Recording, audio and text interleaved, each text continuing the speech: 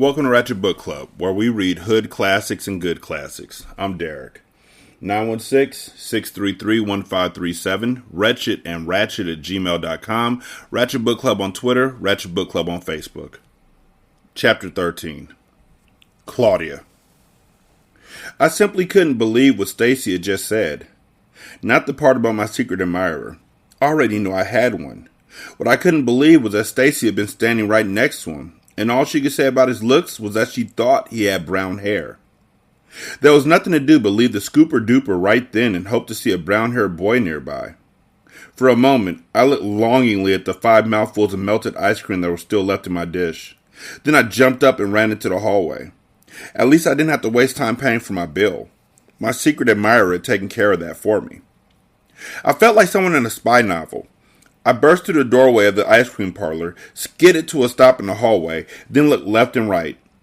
To the left was a dead end. I took off in the other direction, and almost smacked into a boy who stepped out from behind a pillar. He had blonde hair. "Whoa," he said, and I tried to catch my breath. "What's going on?" "Did you see a brown-haired boy come out of here a couple of minutes ago?" I gasped. "Was he running like you?" "I don't know. He might have been. Did someone run by?" "Yeah, at full speed. He came out of the ice cream parlor." "Oh, please, what did he look like?" I asked. Red hair, I think. Great sneakers. I really wasn't paying attention." Great sneakers? What was wrong with everyone? Why couldn't they all be a little more observant? I didn't have a thing to go by, not even hair color. All I knew about my secret admirer was that he had nice shoes, and either brown or red hair. Some clues. There was no point in looking any further. "Don't look any further." "What's going on?" asked the boy. "Huh? Oh, well, see, this guy's been sending me notes signed your secret admirer. And he bought me presents and stuff, but I don't even know who he is." "Well, if you did, he wouldn't be a secret admirer," the boy pointed out. "He'd just be an admirer." I smiled. "That's true. So who do you think you were chasing just now? I mean, what made you think that guy was your secret admirer?" The boy and I were walking slowly through the hallway, headed for one of the open decks. I explained to him what happened in the ice cream parlor. "You look pretty disappointed," said the boy. I had just realized something else. My admirer was not Spider. If he was, Stacy would have recognized him for sure. She wouldn't have missed something like that. Darn. My admirer had vanished again, and he wasn't Spider. A double blow. No wonder I looked disappointed. But all I said to the boy was, "I just wanted to see him. That's all." "Your admirer?" "Yeah. Isn't it more fun if you don't know who he is?" "Maybe, but in a few days this trip will be over, and we'll be going home. I might not ever get to know him."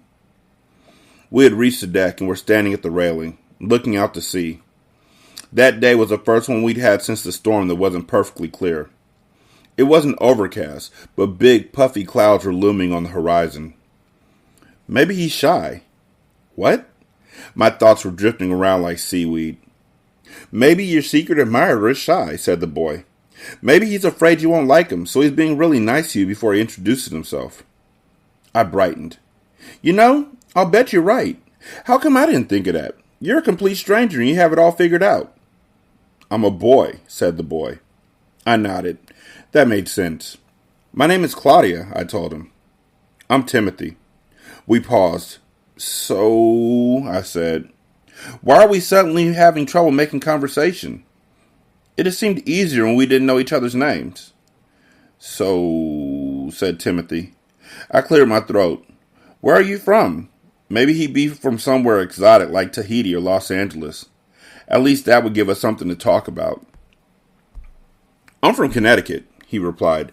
"How about you?" "Hey, I'm from Connecticut too. From Stony Brook." "No kidding. I'm from Darien. That's not too far from Stony Brook." My geography is terrible, so I wasn't sure, but I figured Timothy knew what he was talking about. "Are you on this trip with your family?" I asked. "Yep," Timothy nodded. "Oh, I came with friends." I tried to explain about Christy and her mom and Watson and the girls in the Babysitters Club, but I think I only confused them. "Hey, I just thought of something," said Timothy. "When we're in high school, our football teams will play against each other. It's like we're destined to meet again. Destined to meet again, I repeated to myself. What beautiful words. Are you by any chance do you write poetry or something? I had to ask the question, even if it was weird. See, the first guy I ever liked was named Trevor Sanborn, and he was a poet. It seemed like I was always falling for poets. Write poetry? Repeated Timothy. Yeah, I was just wondering, because of what you said. Destined to meet again. That was beautiful. Oh, thanks. Well, I like to write, but I'm no poet. I nodded. I found myself studying Timothy's face. It was framed by curly hair. His eyes were dark, wide set, and fringed with long lashes that I would have given my eye teeth for. What are eye teeth? What is that? I've heard that saying before. Where did it come from? You know what? Why am I asking y'all when I have Google? Okay. So, the eye tooth, also known as the canine tooth, is one of the longest and most stable teeth in your mouth, according to the textbook Anatomy of Orofacial Structures. So you'd give one of your most stable teeth in your mouth. Okay, got it. I mean, I wouldn't. I need him to eat. But you go ahead. Give your eye teeth, for his eyelashes. And he was the perfect height for me. Wait a minute. What was I doing? I had a secret admirer. I didn't need Timothy, too. On the other hand, the admirer wasn't showing his face. And Timothy was awfully nice. Plus, he wasn't in hiding. I said, I'm really glad I ran into you. I was looking for my secret admirer, and I found you instead. Maybe this was meant to happen. Kismet, agreed Timothy. I must have appeared pretty blank because he added, fate. Destiny? I guess. I remember this book, but I remember reading that word Kismet and learning what it was from this book, and then knowing I had to use it with somebody. So I tried it on my first girlfriend, and then we broke up because I farted at lunch. I looked out over the ocean again, and this time I saw something I hadn't seen in several days. Land. Not just an island, but actual, honest-to-goodness land. Florida. Look, I cried. Port Canaveral. I feel like I'm home again, even though I've only been here once before, and I'll probably never be back. I know what you mean, said Timothy. Tomorrow, we'll be at Disney World, I went on, growing excited. The beginning of 3 whole days of rides and junk food. Do you think, that maybe we could spend some time together there? Asked Timothy, sounding awfully unsure of himself. Definitely, I answered. That'll be fun. Hey, listen, I better go. I don't know about you, but I'm not even packed. There's stuff all over our cabin. I gotta get ready to leave. I better go too, said Timothy. He looked as if it were the last thing in the world he wanted to do. Walk me to my cabin, okay? Is it on your way? We're staying in the dolphin deck. It's not on my way, but I'll walk you anyway, said Timothy. So he did. He left me at the door of my cabin, and I entered it to find the usual mess. Only this time, the mess was all mine. Both Christy and Don were already packed. They were lying on their bunks, each reading a book. The silence in the cabin was stony. I have just one thing to say, I said menacingly to my friends. They looked up in surprise. What I have to say is that this is our last hour in this tiny cabin. When we get to our hotel, our room will be much bigger. There'll be plenty of space for all of our stuff, so I expect the two of you to quit arguing and get along. Understand? The girls nodded, bewildered. I couldn't blame them. I didn't sound like myself at all, but I had taken just about as much of them as I could. So, when we docked, what I know about cruises is that you usually don't dock midday. You're usually not awake when you dock unless you're standing out on the, deck of the ship at like 5 o'clock in the morning. And they usually tell you the day before, tonight is our last night on the cruise. Come up for a fun time, blah, blah, blah. And then you go tell the kids, or I go tell the kids, yo, go pack your stuff. Go pack up your stuff, have it ready, set out what you're wearing tomorrow, your toothbrush, your toothpaste, all that, set that out. Everything else, pack it up, put it in my room so then there's no issues tomorrow and there's nothing lost. They're giving these kids way too much freedom. I mean, I give my kids a lot of freedom, but not when it comes to packing. Like, y'all better have that done before you go anywhere else. Be responsible. Chapter 14, Christy. Well, Claudia was right. Our hotel room sure was bigger than our cabin on the ship.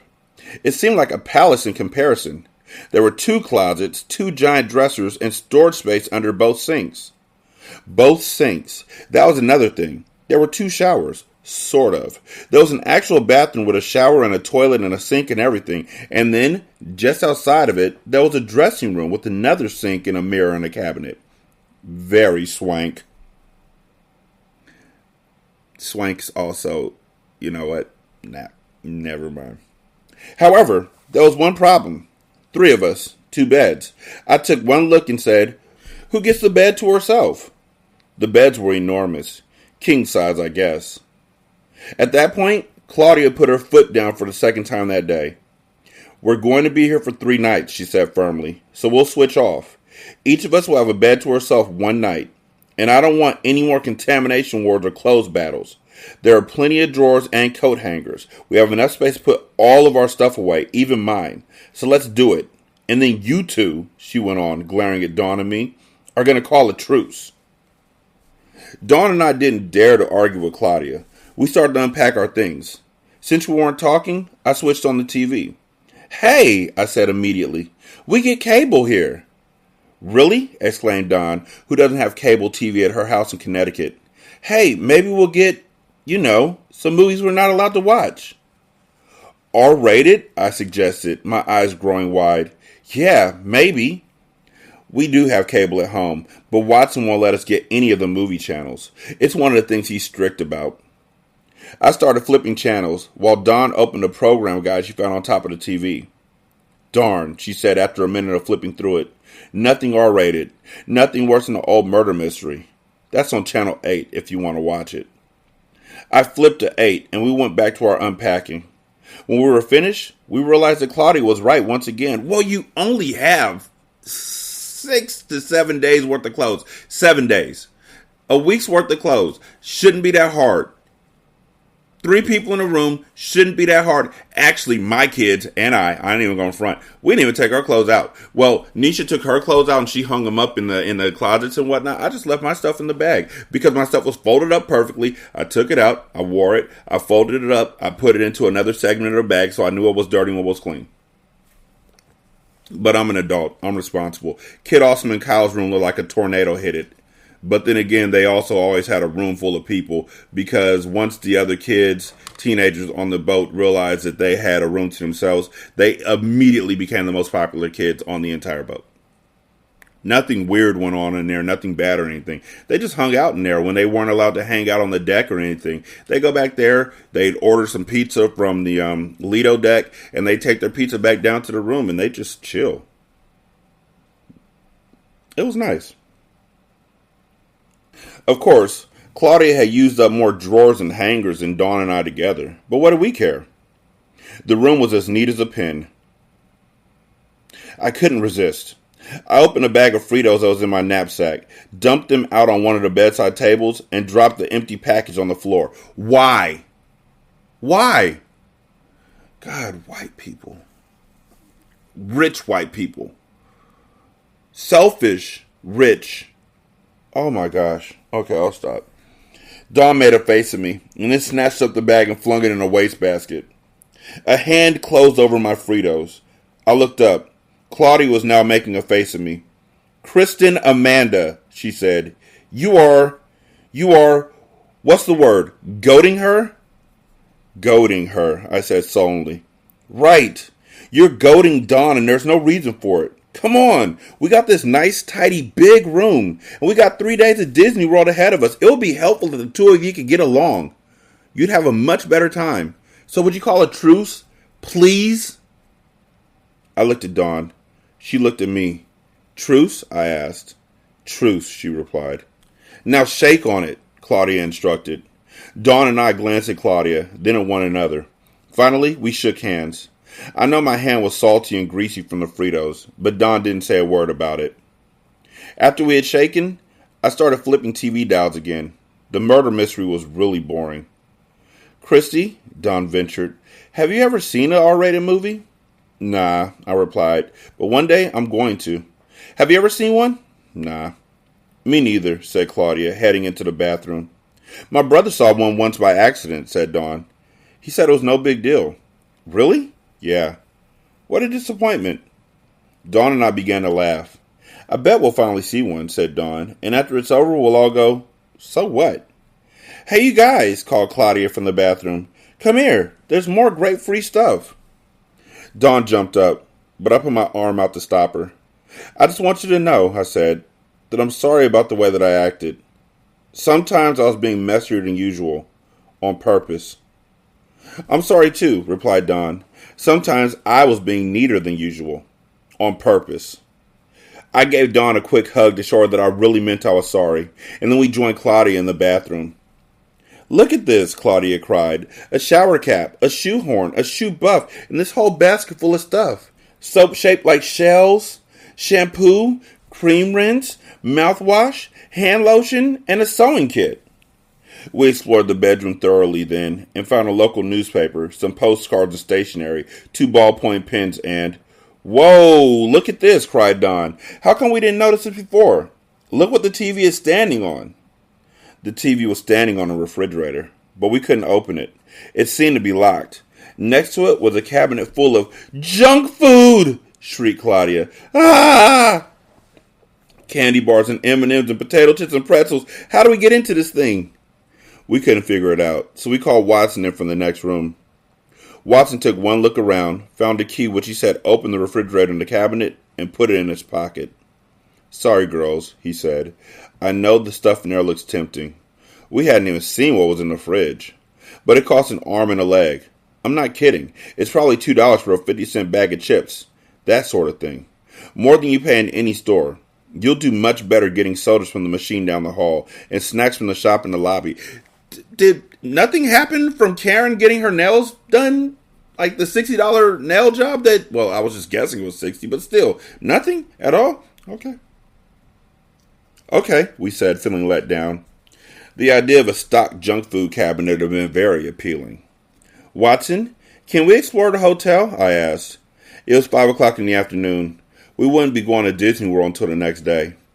Sure, replied Watson. I don't see why not. Just be back in time to get dressed for dinner. We're going to eat at 7, and we're going to be at a pretty fancy dining room here, so you have to change your clothes first. We were all wearing jeans. No problem, I said. Come on, you guys. Watson cleared his throat. How'd you feel about taking Karen and Andrew with you? They're dying to go exploring too. Well, Karen is. Andrew just wants to do whatever she's doing. I grinned. No problem. Also, Watson and Elizabeth need some time alone. You know what I'm saying? You know what I'm saying. And if you don't know what I'm saying, that's just fine. The 5 of us set off. We went to the lobby first. And what was the first thing we saw? Mr. Staples at the checkout desk.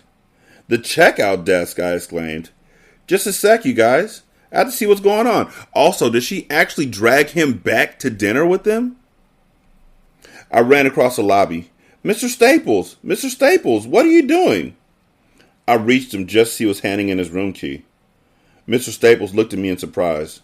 What am I doing? He repeated. I'm checking out, that's why. Going home. But why? I pressed. Whole trip was a darn fool idea, he said. Shouldn't have come. But we had fun playing Donkey Kong and Shuffleboard, didn't we? And not to tell you something very important about that fight I was having with Don. Mr. Staples and I had discussed it several more times on the cruise, and he had been really helpful, considering that he was a slob like me.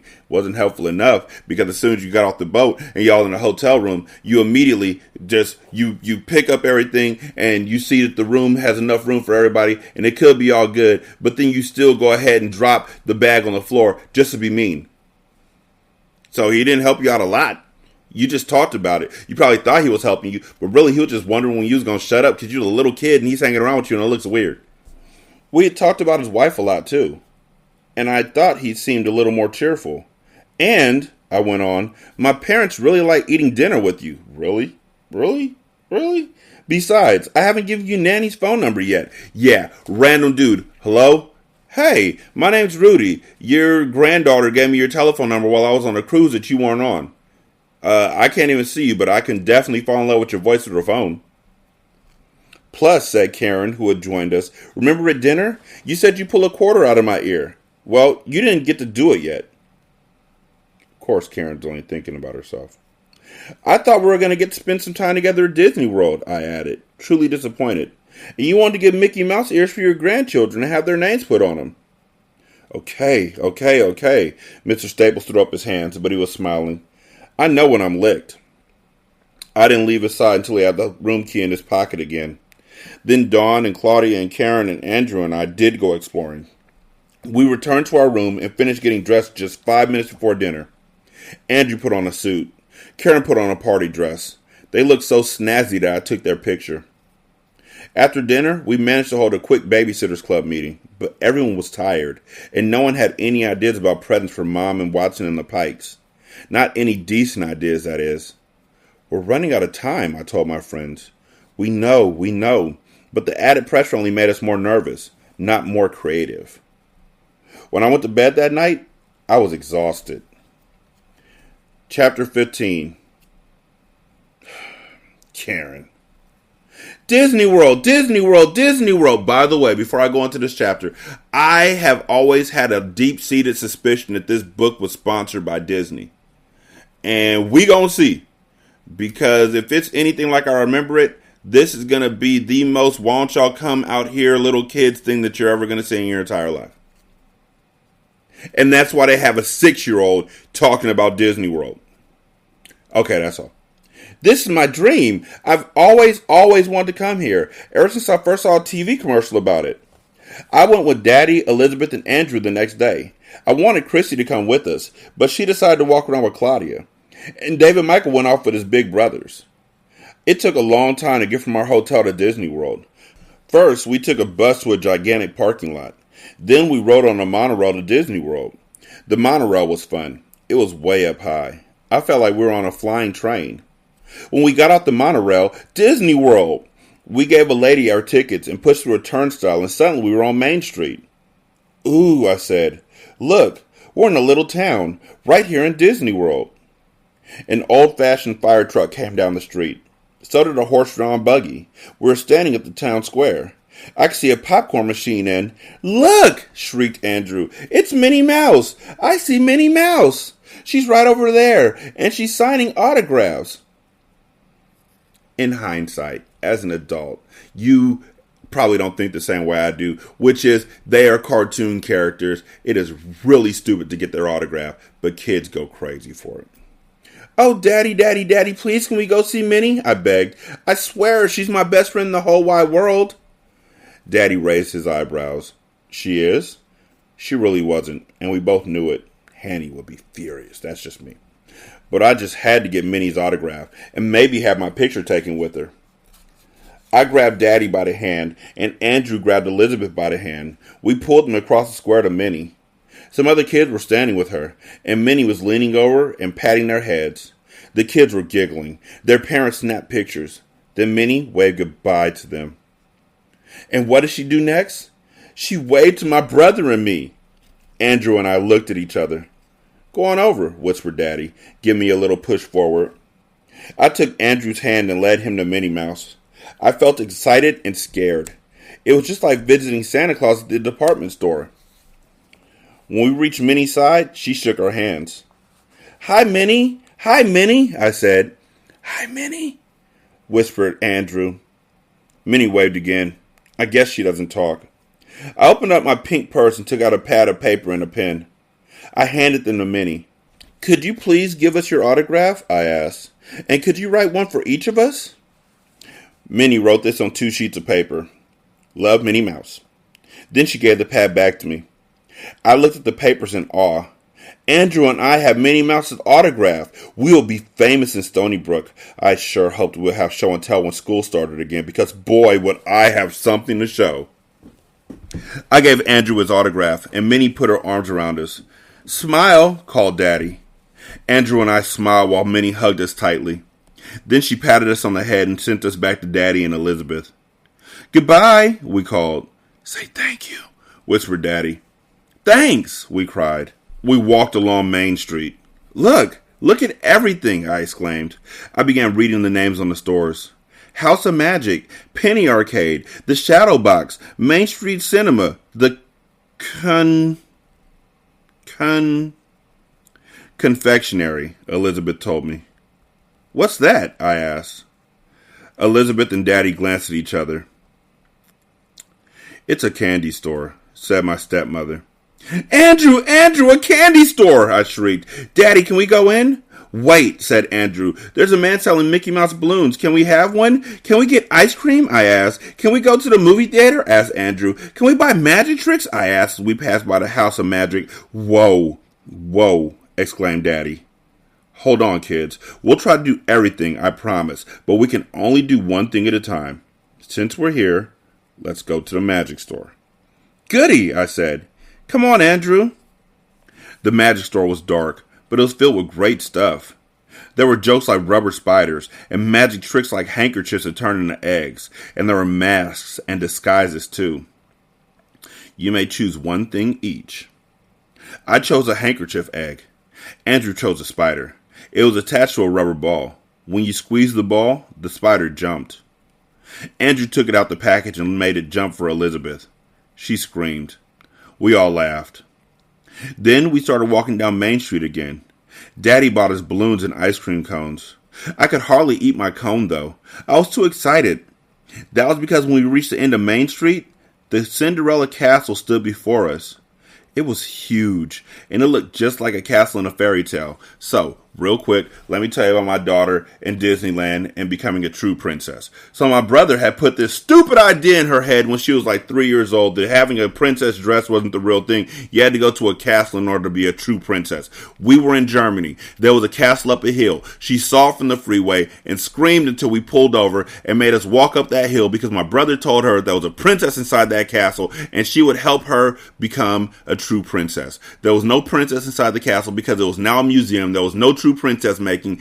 Bella was sad for the rest of the trip back to the house, and then I looked at my brother with a stink eye for the rest of the week. Well, after that, we went to Disneyland. We didn't go to Disney World at that time. We went to Disneyland when she was like 4, and it was her, my son Triple Kenny, Kid Awesome, and my cousins and my brother.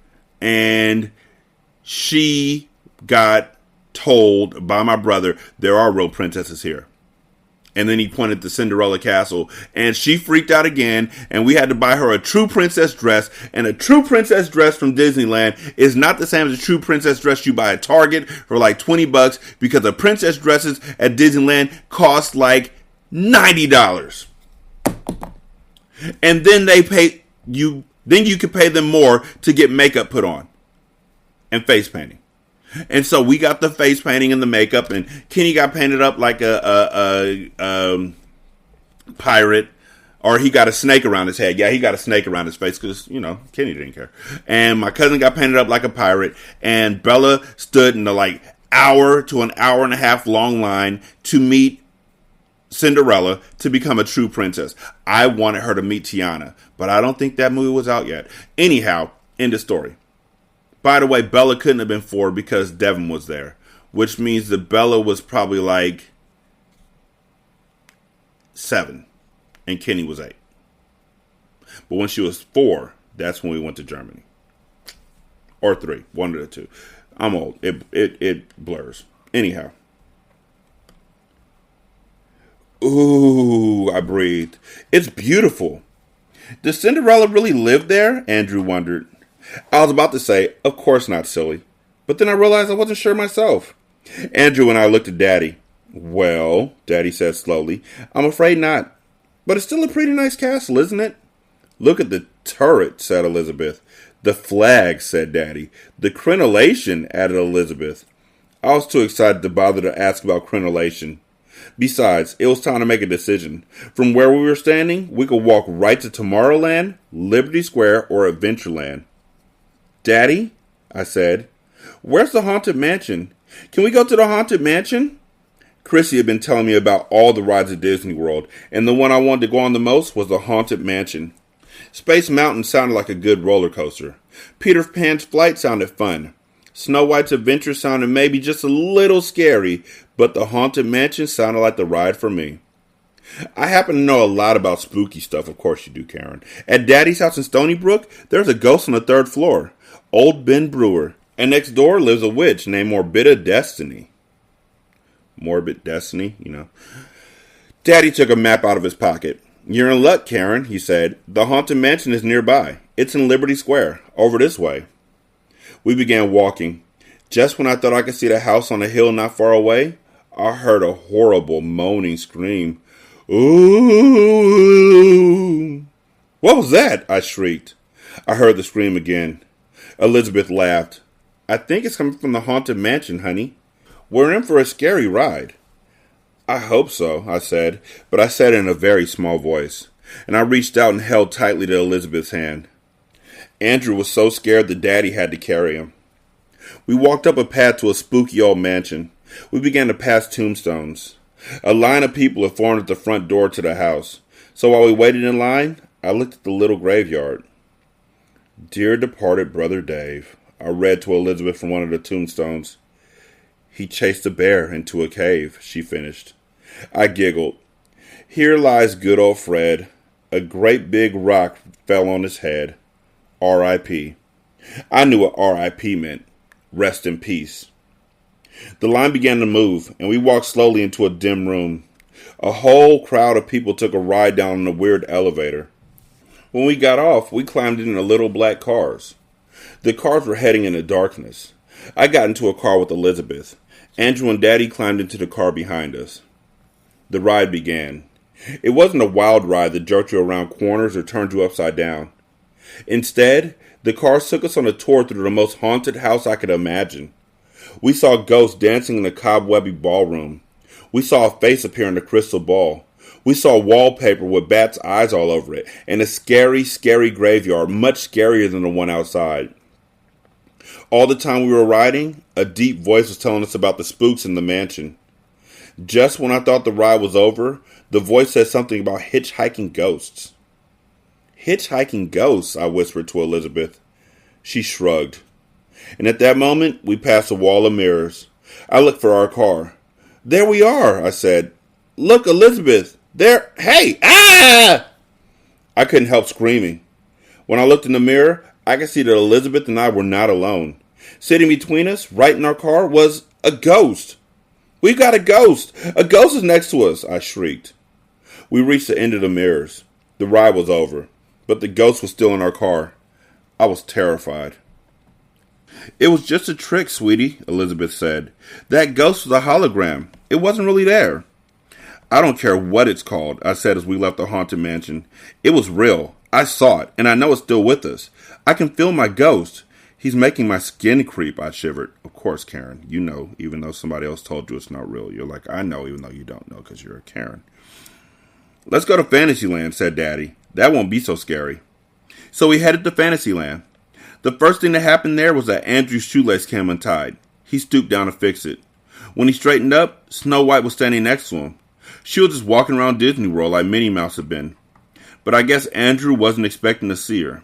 "Ah!" he cried, bursting into tears. Snow White felt terrible. You could tell. It was a long time before Andrew calmed down. Then we went on lots of rides in Fantasyland. But you know what? My ghost wouldn't leave me alone. He came along with me on every one. Nobody could see him except me. I could feel my skin creeping all afternoon. Chapter 16. Dawn. Guess what? Last night I ran into Parker in the hotel after dinner. Well, isn't that convenient? And he asked if I wanted to spend our first day at the Magic Kingdom together. Why did he even bother asking? Of course I did. I got permission from Christy's mom, and Parker and I met in the lobby at 10 o'clock the next morning. I felt so grown up I absolutely could not describe it. Claudia had helped me get dressed. She was in a great mood because her secret admirer had left her a stuffed animal at the door to our room during the night. How do you know her room? How this happened? We just giving up room numbers now? Hey, do you know where this girl who's Asian, what room she's in? I mean, he might have gotten her name because I'm sure that it's really, the guy that she was walking around with, but still.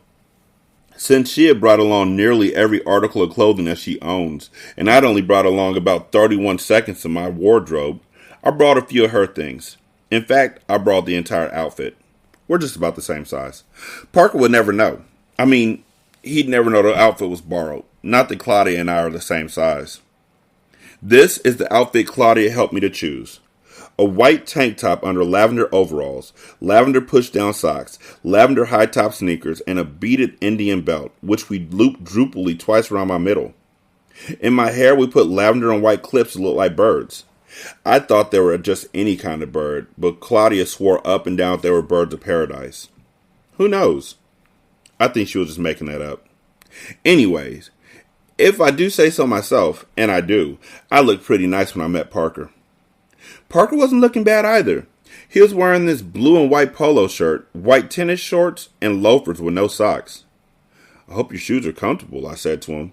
We're going to be walking around all day. They won't wear blisters on your heels or anything, will they? Nope, he replied. Not these old things. They're ready to fall apart any second. Well, as long as they can hold together one more day. No problem. You got your ticket?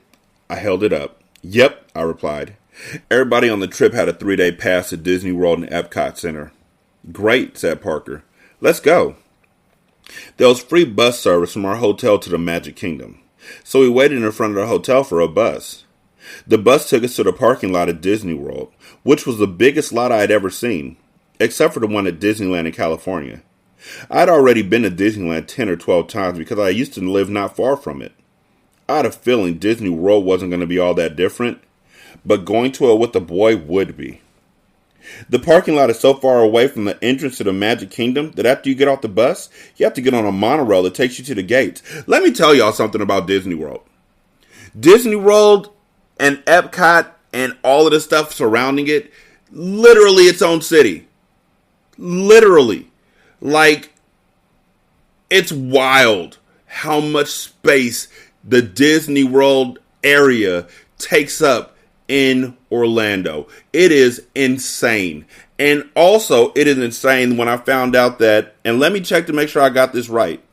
Yep, there are 70,000 employees at the Disney World Resort overall, making it the single largest employer in the United States. That's wild. And when you think about the fact that Orlando has 307,573 people living in it as of the last census in 2020, that means that 1 in 4 people work at Disney World who live in Orlando. That's bonkers. Like, that's an entire place that is literally living off Disney World. And Disney World has so much power in that town that they don't even sell Pepsi, because Disney World sells Coke. That's real. You can't get a Pepsi in any of the surrounding stores by Disney World. Only Coke. Unless you go to Walmart, who don't care one way or the other. It seemed like forever before we were walking down Main Street in the Magic Kingdom, but we had left the hotel less than an hour earlier. Wow, said Parker, looking around in awe. This is a whole town right in the park, and it's really only a little piece of Disney World. Yeah, I agreed. Main Street in Disney World looked pretty much like Main Street in Disneyland. You don't seem too excited, said Parker vaguely. I tried to be more enthusiastic. Well, I said, what should we do first? There's a magic store, and there's a movie house.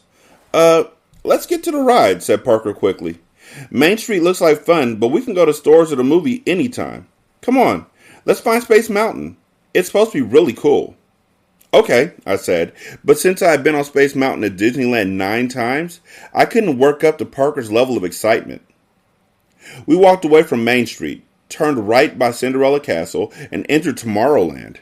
It was a sea of smooth, white, futuristic-looking buildings, and ahead of us loomed Space Mountain.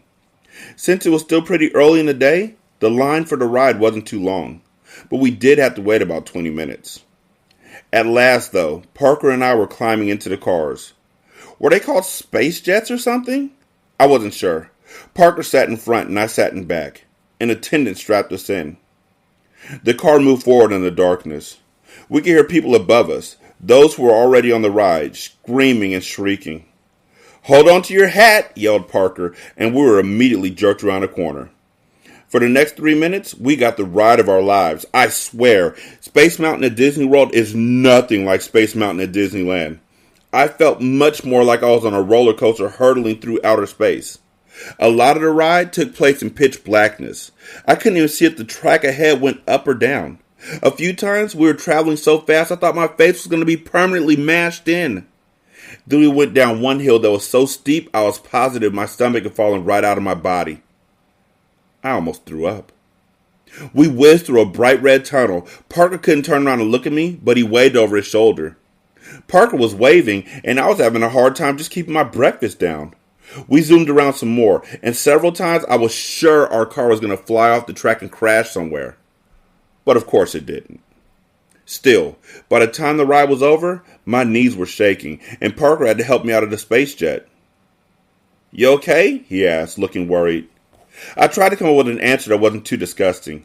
As we left the ride, traveling along a moving walkway, I decided not to say, "No, I'm about to puke all over you," or "I'm fine, but how'd you like to see what I had for breakfast this morning?"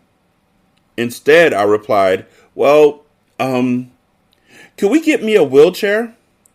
Parker laughed, but he was concerned. When we left Space Mountain, we found a spot to sit down and Parker bought us each a soda.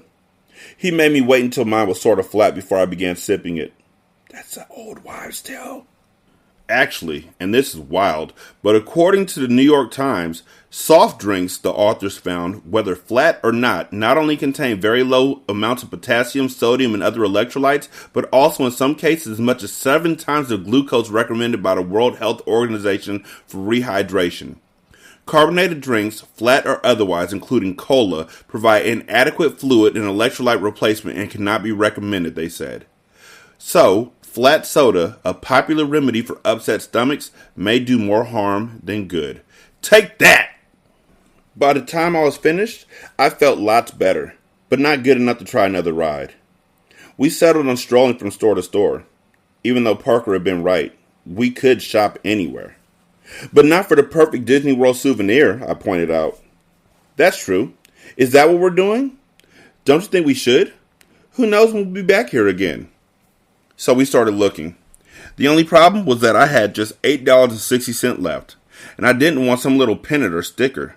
I wanted something nice. I finally found the perfect thing in the gift shop in Cinderella Castle. It was a glass unicorn charm, and it only cost $6. After I paid for it, Parker helped me fasten it onto this gold bracelet I was wearing. The bracelet used to belong to my great aunt. It's an antique, and when Mom gave it to me, she said that whatever I did, I was to keep it in the family. I'm not sure how much money it's worth, but it has a lot of sentimental value. The charm looked great on it. Anyway, then Parker bought a t-shirt for himself. I guess boys don't care so much about souvenirs. By that time, I was feeling fine again. In fact, I was hungry. As we walked through Frontierland looking for a place to eat, Parker suddenly stopped in his tracks and said, "Uh-oh." "What, oh?" "It's my family," Parker told me. "My dad, the stepmother, and the brats." I looked where Parker was pointing and saw a very nice-looking man and woman and 2 cute little boys. "Parker," called the man. Parker groaned and led me over to his father. There were introductions all around. And then Mr. Harris said the last thing I expected to hear. "Patty and I are exhausted. We'd love a little break. Would you mind watching the boys for an hour or so, Parker?" What could Parker say? We agreed to take the boys and meet Mr. and Mrs. Harris in an hour and a half at Cinderella Castle. The Harrises left. Parker and I looked at the boys, Roddy, who was 8, and Ricky, who was 5. They didn't seem like brats to me. Since Parker was acting like children were aliens from another planet, I said to the boys, "So what do you guys want to do?" "Could we go on Big Thunder Mountain Railroad?" asked Roddy. "Please?" "Sure," replied Parker. "But it looks scary," said Ricky nervously. Parker relaxed a little. "It won't be too bad." "Will you sit with me?" asked Ricky. He held his hand out to Parker. I gave Parker a look that said, "These are the brats you've been complaining about?" Parker shrugged. We got on line for the railroad, which I knew was another roller coaster, but not nearly as wild as Space Mountain. Since I hadn't eaten lunch yet, my stomach could handle it. Ricky and Roddy screamed from the beginning of the ride until the end. They clutched our hands. They loved every second of it. "Can we go again?" asked Roddy before we had even gotten out of the mining car we were riding in. "We could," Parker told him, "but don't you want to do something new? Have you been to Tom Sawyer Island yet?" Parker looked like he was actually having fun with his stepbrothers. No, said Ricky. Well, let's go, said Parker. So we went. We took a raft over to the island, which turned out to be more like a park, and Ricky and Roddy had a blast. There were hills to climb and a cave to explore and a wobbly bridge made of barrels to walk across. But they had the most fun firing off these air guns at Fort Sam Clemens. By the time we had to leave to meet Parker's father and stepmother, the four of us were laughing and talking happily, until I realized my unicorn charm and bracelet were missing. I burst into tears. Who knew where I had lost them? And I could never replace the bracelet. Mom was going to kill me. Plus, I only had $2.50 left. Not enough for a new charm. So the day was sort of ruined. But I did feel an awful lot better when, returning to the hotel later, Parker reached into his pocket and handed me something wrapped in tissue paper. I opened it. It was another unicorn. I was so pleased and so surprised that I started to cry again. Parker blushed, and then he kissed me on the cheek. Chapter 17. Mallory. I don't know about this spying business. See, the frustrating thing is that sometimes you see or overhear things you don't understand, can't figure out, or never learn anything more about. For instance, what about that stowaway I saw the first day we were aboard the Ocean Princess? I spent the entire trip waiting for someone to discover him and arrest him. But nothing like that happened at all. The most exciting part of the trip was a storm we had one night. A big wave rocked the ship, and Vanessa's shoes flew through the air and hit Marianne on the head. What had happened to the pretty girl who looked like she might be from New York? I had never seen her again. I knew that her name was Alexandra Carmody, and that she talked to Marianne a few times, that she said she was an orphan, an actress, a countess's niece or something, and that she was traveling alone, which was all pretty interesting, but I hadn't seen her. And where was Spider from the Insects, for heaven's sake? You'd think I would have saw him again. I did know something more about the little boy in the wheelchair and the old man. The boy, Mark Kubaki, had become a friend of Stacy, Claire, and Margot, and the man, Mr. Staples, had become a friend of Chrissy Thomas. But I wanted to know about the others. I got my chance for more spying the very first day we went to the Magic Kingdom. After spending the morning together as one big group, Mom, Dad, all my brothers and sisters, me, Marianne, and Stacy, my parents said we could split up when lunch was over. I begged to be allowed to go off on my own again. Your own? Dad said, frowning. You really want to go on rides by yourself? Heck yeah! Especially if they got the single rider line. Like, I don't think Disney World has them, but Universal Studios does, and that's the bestest. We would go in groups and then be like, all right, everybody, we go on the single ride line. If you get on the ride before we do, or you're getting in a car without us, just wait for us out front. It was great. Wouldn't you have more fun with some of your brothers and sisters? Or even your old dad? I grinned. Don't worry about me, old dad. I'll go on rides again with everyone tomorrow. This afternoon, I just want to look around. I might go shopping or to one of the shows. And the parade comes down Main Street in the afternoon. I don't want to miss that. A parade? Exclaimed Claire. There's going to be a parade? Oh, please, please, please, can we go? Sure, replied my mother, but you might like it better at night. They hold the parade at night, too. And later, fireworks go off. Fireworks? Like on the 4th of July? Oh, let's go at night. This time it was Margot who was so excited. Well, anyway, I interrupted. So it's all right if I spend the afternoon on my own? I'm kind of looking forward to it. My parents exchanged a glance. At last, Mom said, I think it's all right, but we're going to meet at 5 o'clock at Cinderella Castle. And if you're not there, I'm going to be very worried. I'll be there, I promised. Mom smiled. Let's figure out how the rest of us are going to split up, she said. And then she made the mistake that's always made at least once whenever us Pikes are on vacation. She said, what does everyone want to do? Go on the Pirates of the Caribbean, said Byron. Go on Mr. Toad's Wild Ride again, said Margot. Go on Space Mountain again, says Jordan. Go on the Spinning Teacup, said Nikki. Go on It's a Small World, said Vanessa. Ride the Skyway, said Adam. Get an ice cream cone, said Claire, and a Mickey Mouse balloon. Mom looked at Dad. Ride the merry-go-round, he said, and everybody laughed.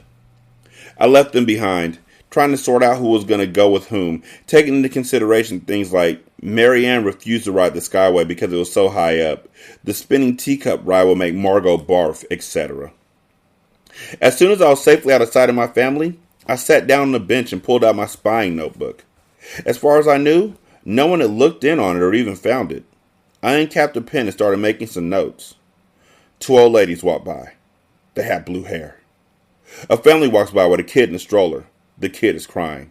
Another family goes by. The little girl drops her ice cream cone. Cries.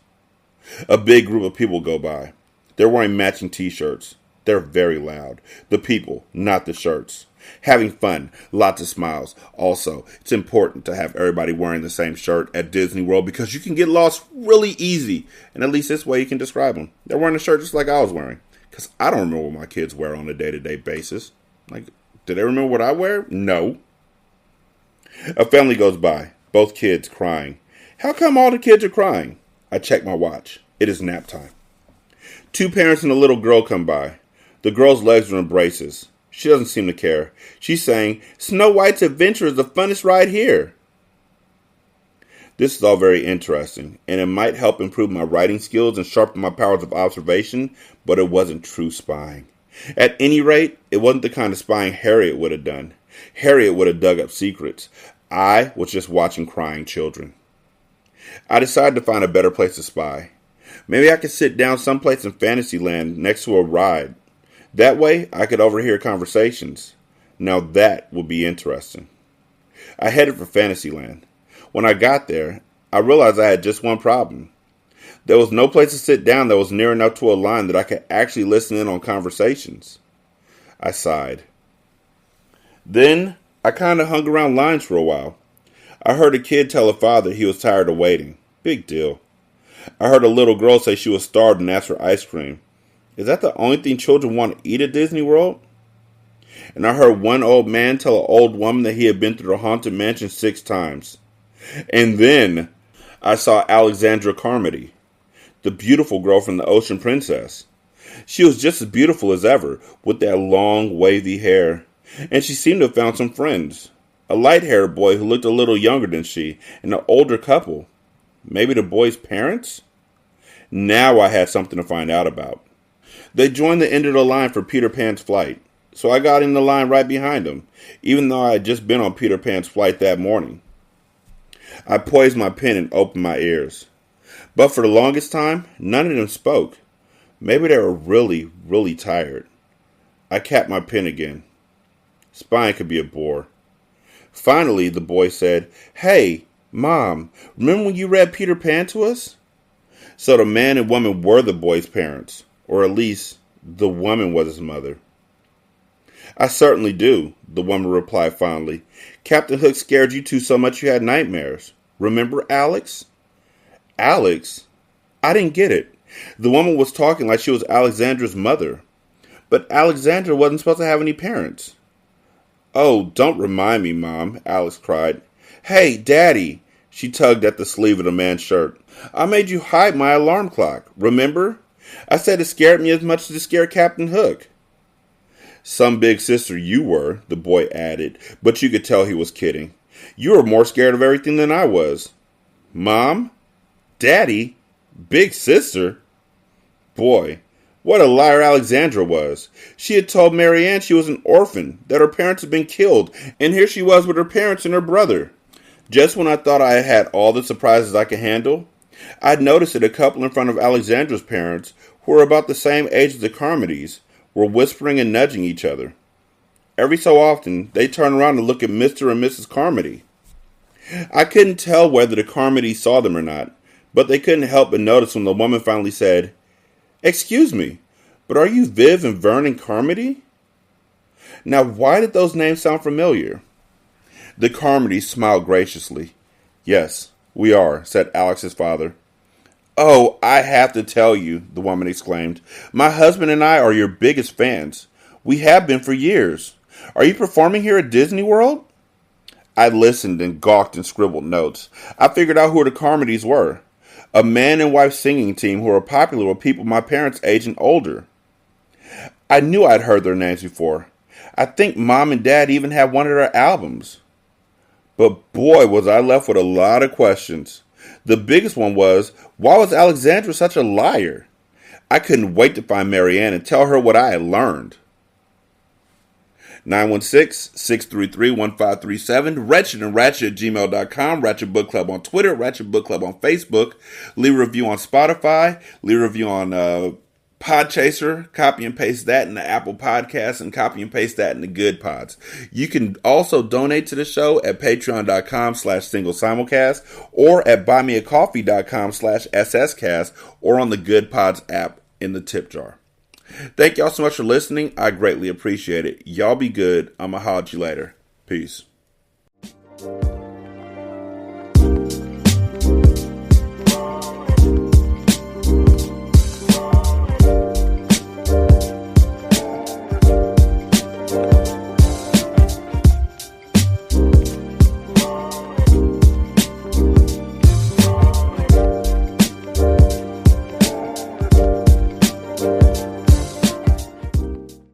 The intro and outro to Ratchet Book Club is by That Kid Garan, and it's called Goodbyes. You can email him at tkgbeats94@gmail.com for more information on how to lease this beat. This is Single Simulcast.